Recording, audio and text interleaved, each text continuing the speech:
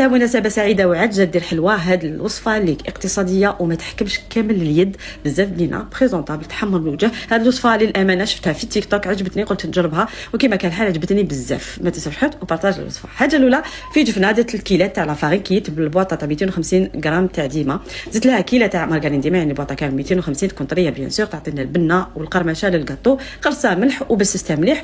وفي هذيك الكيل درت ما وما زهر، لميتها بلا ما نعجنها بيان سور، تلموها طريه ماشي طريه ما كيما راكم تشوفوا. حطيتها في ساشو خليتها تريح. نروح نوجدوا الحشو. حطيت 3 كيلات تاع كاوكاو محمص ملحي، درت الكاس تاع 220 مليلتر، حلوه الترك، السكر، زدت شويه ججلان وزيت تاع القارص، ديروا صفر بيض، حلتو شويه مزهر ولميت بالمزهر حتى تحصلوا على عجينه طريه. تخليوها تريح واحد ربع ساعه. ما عندكمش الوقت تقدروا تخدموا ديريكتومون. جبت العجينه ديالي، حليتها حربوش، حطيت لافاس الداخل وتغلقوا بيان سور، تخرجوا كامل الهواء وتحلوا الحربوش ديالكم نورمال، ما يتفتح ما يصرى والو.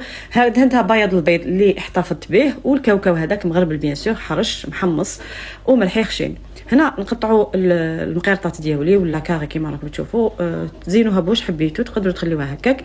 طيبوها على 180 درجه مده 25 دقيقه، تحمروها من الفوق كيما تخرج هي سخونه. تعسلوها بعسيله بارده، تخليوها 15 دقيقه في العسيله، تقطروها وتقدموها بزاف بنينه. جربوها.